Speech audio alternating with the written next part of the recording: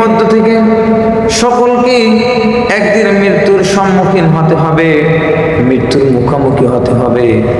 সারা জীবন কেউই থাকতে পারবো না।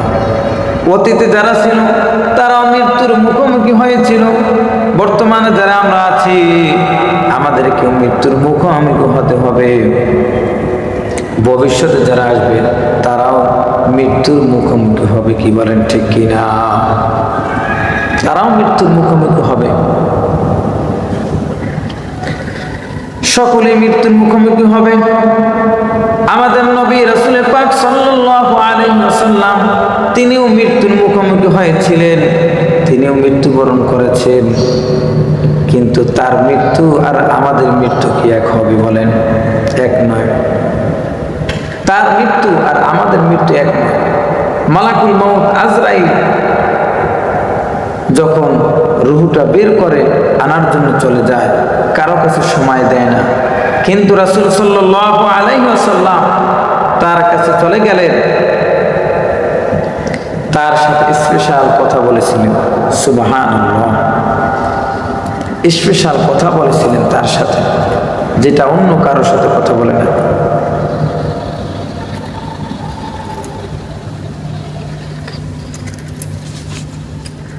ইন্তেকালের 4 দিন আগে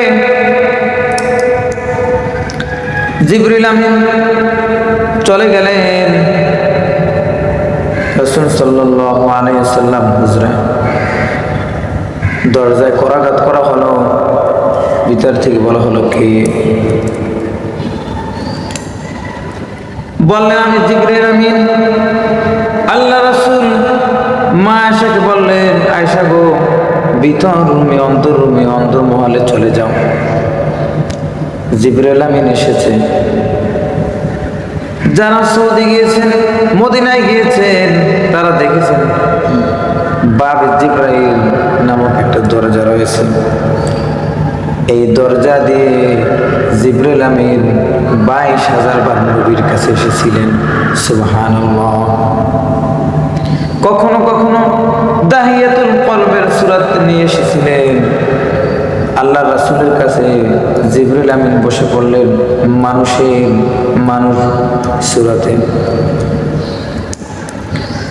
আল্লাহ রাসূলকে বললেন, ইয়া রাসূলুল্লাহ, ইয়া হাবিবাল্লাহ, নবী গো, আপনার ভিতর বাহির প্রকাশ্য সব কিছু রব্বুল আলামিন জানে।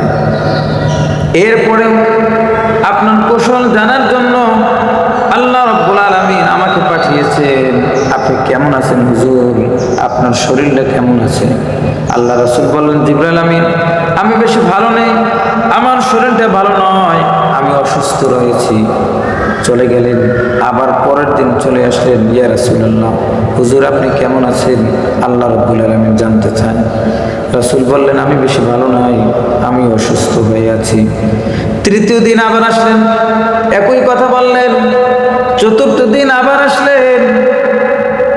আসার পরে বলতেছেন, তিনি একা আসলেন না, সাথে মালাকুল মউত আজরাইলকে নিয়ে এসেছেন। চতুর্থ দিন জিবরাইল আমিন একা আসেন, সাথে মালাকুল মউত আজরাইলকে নিয়ে এসেছে। মানুষ ভেবে বসলেন। আল্লাহ রাসূল জিজ্ঞাসা করলেন, জিবরাইল আমিন তিনি কে? জিবরাইল আমিন বললেন, ইনি হলেন মালাকুল মউত আজরাইল। মালাকুল মউত আজরাইল সালাম দিলেন। তিনি বললেন, ইয়া রাসূলুল্লাহ, আমি হলাম হাযা মালাকুল মউত। নবী গো, এ পর্যন্ত আমি কারো কাছে অনুমতি চাই না, আমার কারো কাছে অনুমতির প্রয়োজন হয় না। ইয়া রাসূলুল্লাহ, আল্লাহ রাব্বুল আলামিন আপনার খেদমতে আমাকে পাঠিয়েছেন, আপনাকে নিয়ে যাওয়ার জন্য আমাকে পাঠিয়েছেন। আপনি যদি অনুমতি দেন তাহলে আমি আপনাকে নিয়ে যাব। আল্লাহ রাসূল বললেন, অনুমতি যদি না দিই তাহলে কি হবে? তখন মালাকুল মউত আজরাইল বললেন, ইয়া রাসূলুল্লাহ, ইয়া হাবিবাল্লাহ, নবী গো, আল্লাহ রাব্বুল আলামিন এটাই জানিয়ে দিয়েছেন, আপনি যদি অনুমতি না দেন আমরা এখান থেকে ফিরে যাব। যতদিন পর্যন্ত আপনি আপনার উম্মতের মধ্যে থাকতে চান আপনি থাকতে পারবেন, আল্লাহ রাব্বুল আলামিন এটাই বলে দিয়েছে। সুবহানাল্লাহ।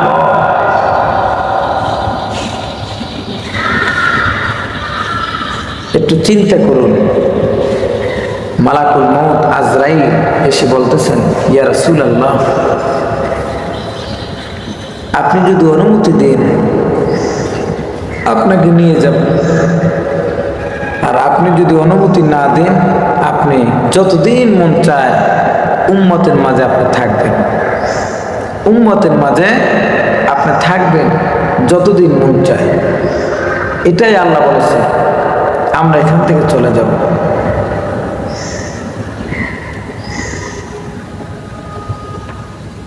হযরত মূসা পয়গম্বর, তার কাছে যখন মালাকুল মউত আজরাইল চলে এসেছে, বলতেছে আপনার রূহটা কবজ করার জন্য এসেছি, আল্লাহ রাব্বুল আলামিন আমাকে পাঠিয়েছেন। শুনতে দেরি, শোনার সাথে সাথে মূসা পয়গম্বর এক থাপ্পড় মারছে মালাকুল মউত আজরাইলকে, তার চোখ বের হয়ে গিয়েছে। এভাবে চোখ ধরে আল্লাহর কাছে চলে গিয়েছে, আল্লাহ আমাকে কার কাছে পাঠিয়েছেন, আমার এই অবস্থা করেছে দেখেন।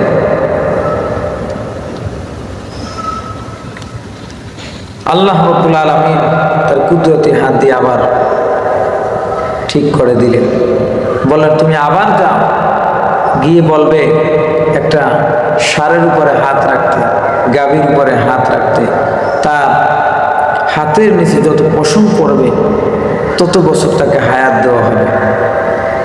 মালাকুল মউত আজরাইল চলে গেলেন পয়গম্বর মূসা আলাইহিস সালামের কাছে, এসে বলতেছেন, ও আল্লাহর নবী পয়গম্বর, আল্লাহ রাব্বুল আলামিন বলেছেন আপনাকে একটা গাভীর উপরে হাত রাখার জন্য।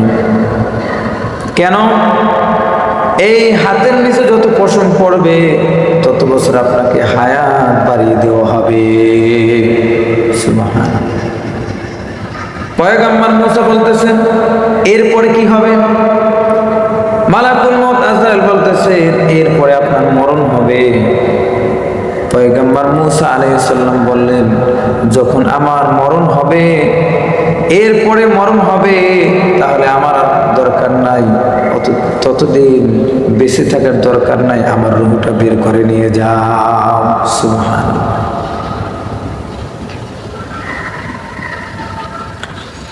আর আপনার আমার নবীর কাছে যখন মালাকুল মউত আজরাইল এসেছে, এসে বলতেছেন অনুমতি চাইতেছেন, অনুমতি দিলে আপনাকে নিয়ে যাব সম্মানের সাথে, আর অনুমতি যদি না দেন আমরা এখান থেকে ফিরে চলে যাব। সেদিন আল্লাহ রাসূল সাল্লাল্লাহু আলাইহি ওয়াসাল্লাম তিনি বসে রাখলেন মালাকুল মউত আজরাইলকে, এখানে বসে থাকো, আমি আমার মালিকের অনুমতি না পাওয়া পর্যন্ত আমি আমার শরীরে হাত দিতে দেব না। সুবহানাল্লাহ। আল্লাহ রাসূল মালাকুল মউত আজরাইলকে বসাইয়া রাখলেন। নবীজির চোখ বেয়ে বেয়ে পানি পড়তেছিল। জিবরাইল আমিন জিজ্ঞাসা করতেছেন, ইয়া রাসূলুল্লাহ, ইয়া হাবিবাল্লাহ, নবী গো আপনার চোখ বেয়ে বেয়ে পানি পড়তেছে কারণ কি? এই পৃথিবীর মধ্যে আল্লাহ রাব্বুল আলামিন, তারপরে আপনি সম্মানিত, আপনার থেকে সম্মানিত কাউকে আল্লাহ রাব্বুল আলামিন অতীতে পাঠায়নি, বর্তমানে আপনার থেকে সম্মানিত কেউ নেই, ভবিষ্যতে আপনার থেকে সম্মানিত কাউকে পাঠাবে না।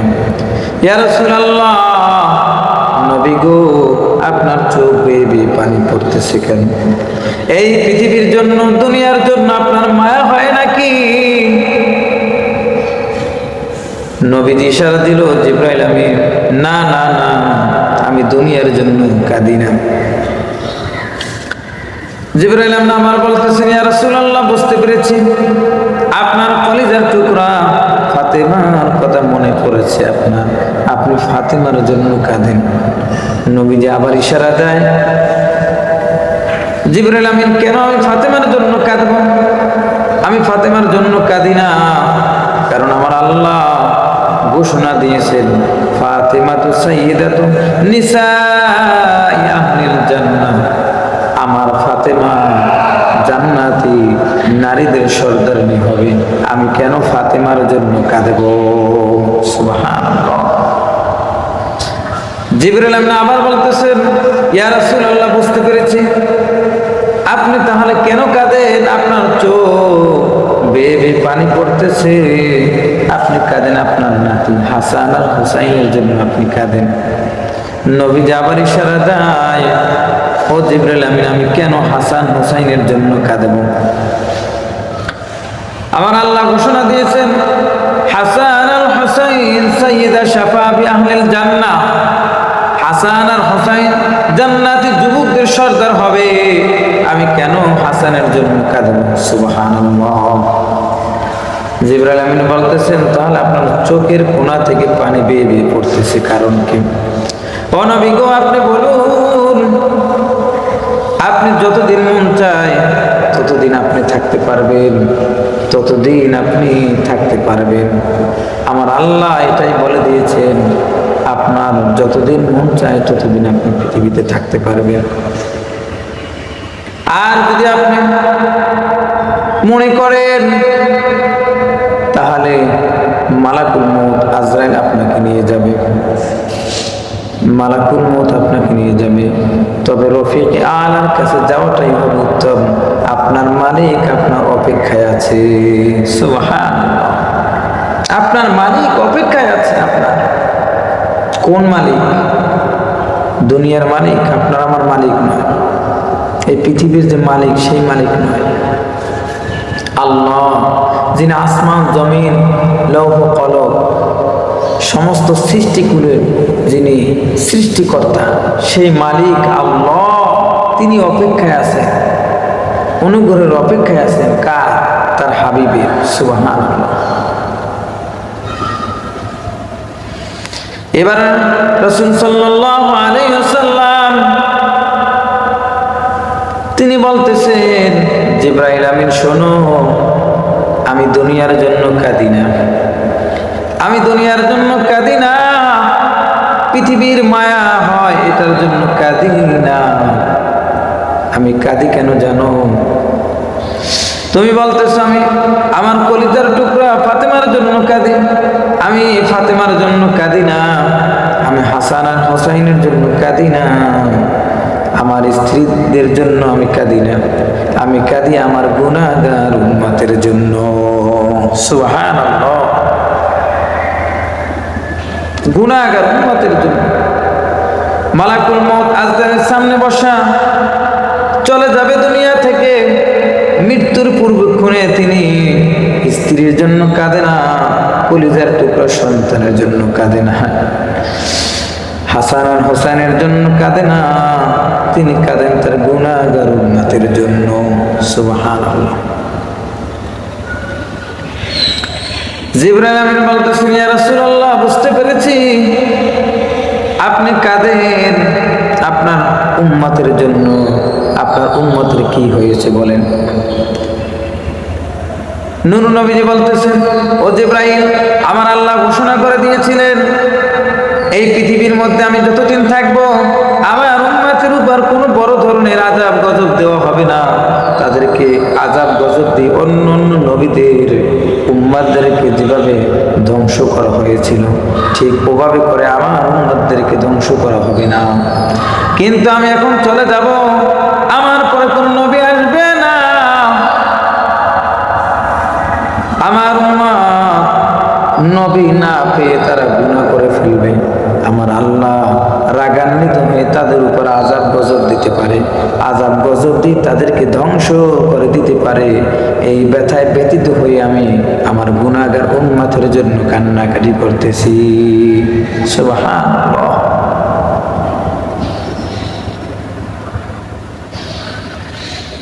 জিবরাইল আমিন তার কাছে রাসূল সাল্লাল্লাহু আলাইহি সাল্লাম এই কথাগুলি বলতেছেন, আল্লাহ রাব্বুল আলামিন জানাই দিলেন। জিবরাইল আমিন কি বলতেছেন, আমার দোস্তকে, আমার হাবিবকে জানাইয়া দেন, তিনি আমার কাছে চলে আসবে আজকে, তার চোখে পানি থাকবে, এটা আমি আল্লাহ দেখতে চাই না। আমার দিদারে চলে আসবে, তার চোখ বেয়ে বেয়ে পানি পড়বে, এটা আমি আল্লাহ দেখতে চাই না। তাকে জানাইয়া দিন, তিনি আমার কাছে চলে আসবে, তিনি যেন আর কান্নাকাটি না করে, আমি আল্লাহ বরদাস্ত করতে পারি না, সহ্য করতে পারি না।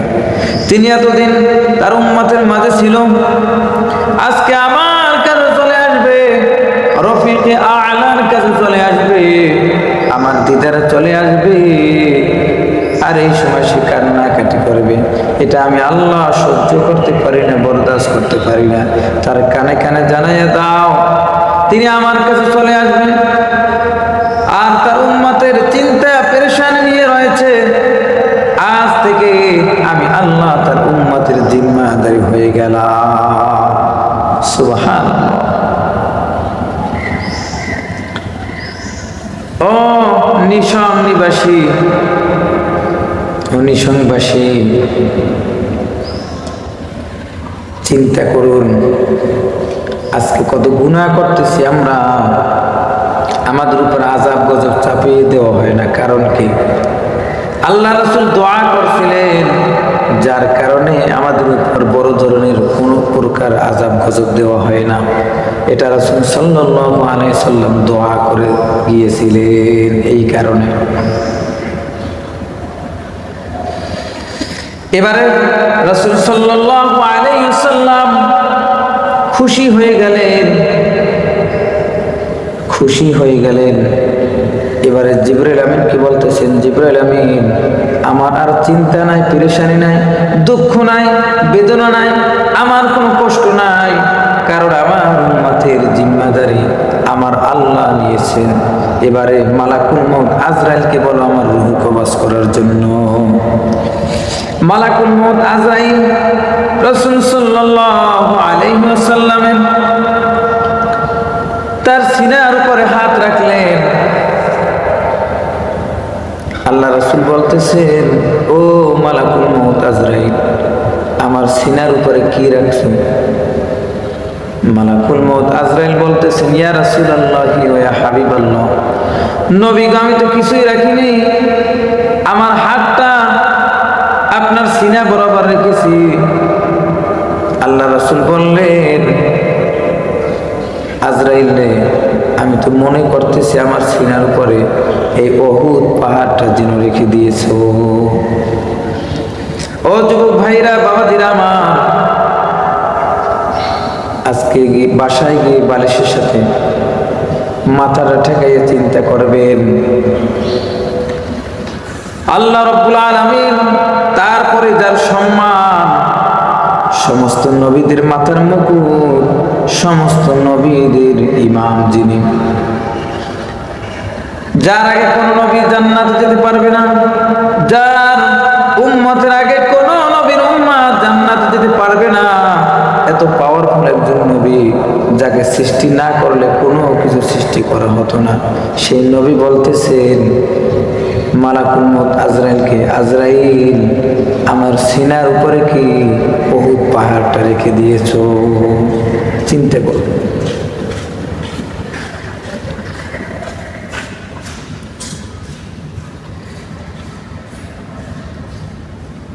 উম্মুল মুমিনিন আয়েশা সিদ্দিকা বলতেছেন, নবীজির চেহারা মোবারকের দিকে তাকাইয়া দেখতেছি, তার পশম মোবারকের গোড়া থেকে ঘাম মোবারক বের হতেছে। নবীজি একবার পাও গুছাইতেছে, আবার পাও সোজা করতেছে, একবার পাও গুছাই ফেলায়, আবার সোজা করে। নবীজির শ্বাস নিতে খুবই কষ্ট হইতেছে। আল্লাহ রাসূল বলতেছেন, আজরাইল রে, এত কষ্ট কেন? এত কষ্ট হয় কেন? আমার উম্মত, আমার গুনাহগার উম্মতের সাথে কেমন ব্যবহার করবে গো? এবারে মালাকুল মউত আজরাইল বলতেছেন ডাক দিয়ে, ইয়া রাসূলুল্লাহি ওয়া ইয়া হাবিবাল্লাহ, নবী গো, পৃথিবীর শুরু থেকে এ পর্যন্ত যত মানুষের রূহ কবজ করেছি, কারো কাছে আমি অনুমতি নেইনি, কারো কাছে আমার অনুমতির প্রয়োজন হয় না। বাজান ভালো করে বুঝুন, আর আপনার কাছে এসেছি, আপনার রুহটা আমি কবজ করতেছি অতি আদবের সাথে, তাজিমের সাথে। আর এত আদবের সাথে, তাজিমের সাথে আমি কারো রুহ কবজ করি নাই। আর আপনার রুহটা এত সুন্দরভাবে বের হবে যা অন্য কারো এত সুন্দরভাবে বের হয় না। সুবহানাল্লাহ। নবীগণ, কত নবী রাসূল, কত মানুষের রূহ কবজ করেছি, এত আদবের সাথে কারো রূহ কবজ করি নাই। বন্ধুরা আমার, একটু ভালো করে বুঝুন, আল্লাহ রাসূল সাল্লাল্লাহু আলাইহি ওয়াসাল্লাম তার রূহটা এত আদব এবং তাজিমের সাথে রূহটা বের করা হয়েছিল। এরপরে রাসূল বলেছেন, আজরাইল রে, আমার সিনার উপরে কি উহুদ পাহাড়টা রেখে দিয়েছো নাকি? ও যুবক ভাইরা, বাবাজিরা আমার, আমাদের হালত হবে কেমন? এই পৃথিবীতে আমরা কি থাকতে পারবো বলেন? আমাদেরও তো একদিন মৃত্যু হবে, কি বলেন, ঠিক কিনা? আমাদের মৃত্যুটা কেমন হবে, কি অবস্থা হবে? ও যুবক ভাইরা, বর্তমান গবেষণা করে দেখা গিয়েছে যুবক মরে না, বৃদ্ধ মরে। গবেষণায় দেখা গেছে বেশি যুবক মারা যায়, হার্ট অ্যাটাক করে, স্ট্রোক করে, ব্রেন স্ট্রোক, বিভিন্ন রোগ, এই সমস্যা ওই সমস্যা মারা যায় বেশি যুবক। এজন্য সিদ্ধান্ত নিতে হবে যুবকদেরকে আজকে, যে বুড়া হয়ে মারা যাবে এই গ্যারান্টি কেউ দিতে পারবো না। তো যারা এই স্বপ্ন নিয়ে বসে আছে যে একটু বড় হব, বিয়ে শাদী করব, এরপরে দাড়ি রাখবো, এরপরে নামাজ কালাম ধরব, এই চিন্তা, এই স্বপ্ন নিয়ে যারা বসে আছে তারা ভুল করতেছে কিনা বলেন? যেহেতু বুড়া হয়ে মরবে এই গ্যারান্টি নাই। যুবক যে কোনো সময় মারা যেতে পারে। এজন্য এখন থেকে দাড়ি রাখার দরকার আছে না নাই? এখন থেকে নামাজ ৫ ওয়াক্ত পড়ার দরকার আছে না নাই? সিদ্ধান্ত নিতে হবে আপনাকে। এজন্য এখন থেকে আমরা নামাজ পড়ব, দ্বীনের মধ্যে ঢুকে যাব, ইসলামের মধ্যে ঢুকে যাব, রাসূলের প্রেম মহাব্বত অন্তরের মধ্যে ঢুকাবো, সুন্নাত